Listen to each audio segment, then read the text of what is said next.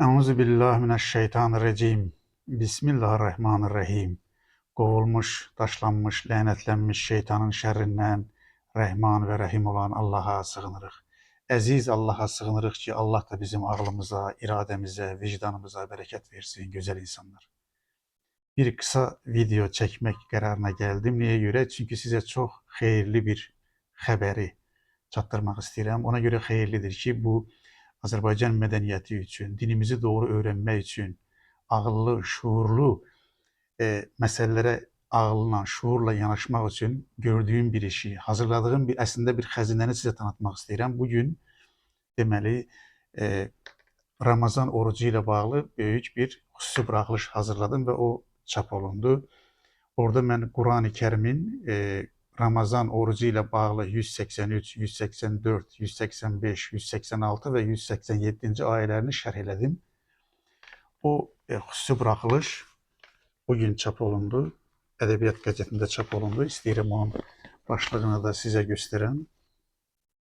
İnşallah videoda görünür. Burada ayenin yani 183. ayenin ilk ayesinin ilk hissesini, müraciət hissesini başlığa çıkarttık.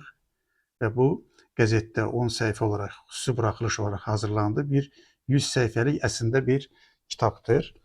Burada mən Quran-ı Kerimdə yer tutan Ramazan orucu ile bağlı ayələri bir söz içindeki mesajları, Allah'ın Ramazan'ın bir terbiye programı kimi necə təqdim edib onları ve her bir ayəni daşıdığı mesajları Quran-ı Kerim'den çıkış ederek bir açıklamaya çalışmışam. Güzel insanlar, büyük bir xəzinə, büyük bir emek vermişəm. Çok büyük işler görmüşəm ve çalışmışam ki medeniyetimiz için, dinimiz için, halkımız için büyük bir xəzinə hazırlayam. Niye göre bunu hazırladım? Çünkü məqsədim odur ki biz şuurlu Müslüman olaq, ağıllı Müslüman olaq, dinimizi güzel öğrenek, Kur'an'ımızı güzel öğrenek.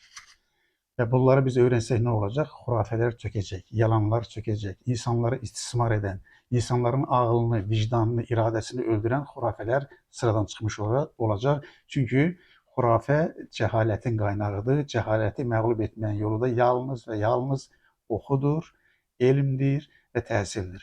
Bu özel bırakılışı çap ettiğine göre Edebiyat Gazetinin baş redaktörü Azer Turan'a xüsusi teşekkür ederim. O Azerbaycan'ın değerli milli şəxsiyyətlərindən biridir ve Azerbaycan'ın deməli değerlerini, milli değerlerinin paylanması için elinden geleni etmeye çalışır. Ona özel bir teşekkür ederim.